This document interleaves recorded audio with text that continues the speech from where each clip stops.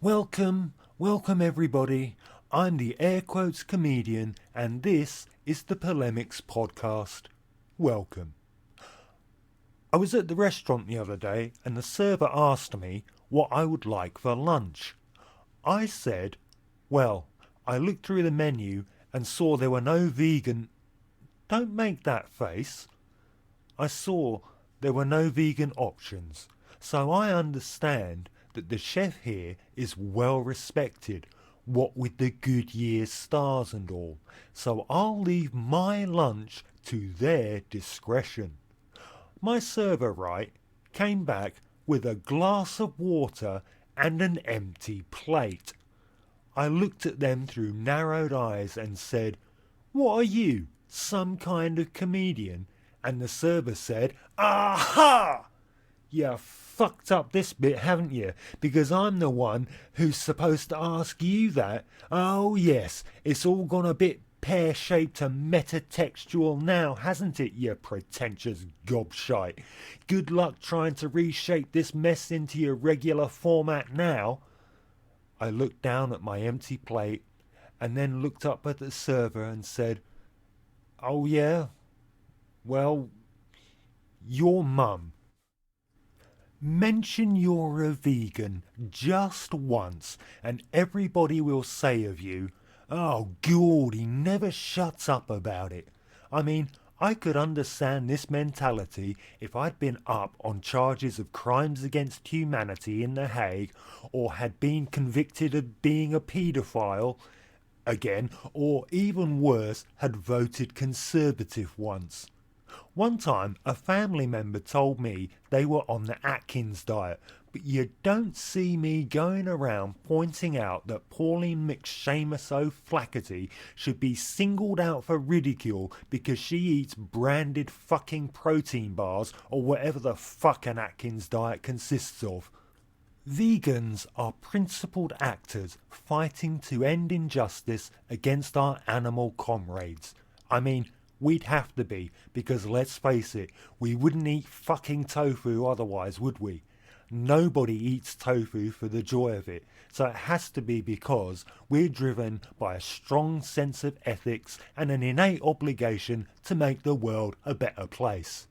There are all sorts of vegans though, aren't there? Obviously, none eat meat. Some even refuse to perform the act of fellatio because they're so strict. Some eat honey and some don't because they feel it's exploitation of the worker bees. About a decade ago, I was driving along a secluded country lane, barrelling along at 70 miles an hour. Yes, I know it seems like a sudden change in direction, but as you will soon see, I haven't changed direction at all, much like I couldn't change direction on a secluded country lane a decade ago when I was barrelling along at 70 miles an hour. Anyway, I was speeding along down this country lane and a squirrel pranced into the road and was promptly squashed by my car. In the rearview mirror, I saw a half-flattened squirrel with its tail flailing wildly. Even though I was a meat eater at the time, I felt really bad about it, and the image of Mr. McNutgatherer in his death throes haunts my dreams to this day. If only it had been a Christian conservative child instead of something pure and innocent like a squirrel who only lived to gather nuts for the winter. Well, after thinking about this in the context of veganism, I have come to a startling conclusion. But you, dear viewer, already know where I'm going with this because I've done my utmost to make it completely obvious. That's right, vegans shouldn't drive. Think about how many bugs are splattered on vegan windshields in the summertime. Vegan drivers are murdering bastards. Think about how many animals, real ones, not bugs, think about how many animals we have potentially run over. Vegan car drivers, genocidal twats. Yeah, think about that next time you run over a rabbit with its cute twitchy nose and its poor kittens left behind wondering where mummy is. "When are you coming home, mummy?" So yes, vegans shouldn't drive. Of course, driving is one thing. People who don't believe in eating animal products shouldn't walk anywhere either. What if we step on an ant? Murder! As you recall what I said mere moments ago, bugs are real animals, and we're stomping around on Mother Earth like we fucking own the place, killing everything we don't see with our clodhoppers.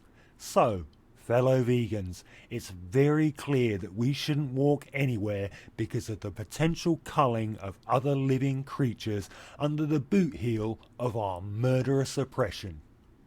But when I think about it, should we non-meat eaters even swallow our own saliva, which teems with bacterial life? I mean, every time we swallow, it's basically the Holocaust, isn't it? Except with stomach acid instead of Zyklon B. Even breathing introduces bacteria into our very lungs, only to be met with our immune system that has nothing but killing on its mind. The best thing we vegans can do to safeguard animal life is to lie down in a spot, ensuring we don't inadvertently crush some defenseless bug, and immediately hold our breath until we're deceased. Of course, if we did that, then we wouldn't be alive and couldn't be the kind of annoying tossers who are perceived to constantly declare their dietary preferences to disinterested omnivores. It's at this point that you may be wondering why the hell I'm mocking veganism even though I am, in fact, a vegan. Well, it's for no other reason than I find it funny, and plus, it might be the kind of bullshit a meat eater would come up with to disparage the cause. It's unavoidable that some animals were harmed in the making of our lives, but we strive nonetheless to mitigate the immorality of it all as much as we are able, or, want to. Plus, if you can't laugh at yourself, then obviously, you're a humorless cunt, aren't you? That's where the original script ended. But as Jimmy Cricket, the notable Irish comedian, would say, "Come closer, there's more." I'm allowed to do the accent, so take your judgment and shove it. I was at this person's house recently, and they have a medium-sized dog. Not a friendly dog by any stretch of the imagination, but not exactly Cujo either. Anyway, I had to use the toilet and take a dump. As I squeezed out the arse putty, I knew in my heart that it was a fact that the dog in the next room could definitely smell my vegan shit. I wondered if the dog thought to itself, smells like the excrement of a prey animal. I pondered if the dog now respected me less than it did before. Then I snapped out of it, because honestly, I couldn't give a shit, vegan or otherwise, what dogs think.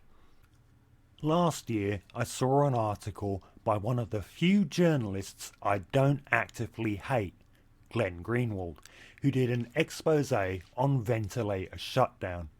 Yeah, ventilator shutdown. Google that if you want a barrel of laughs.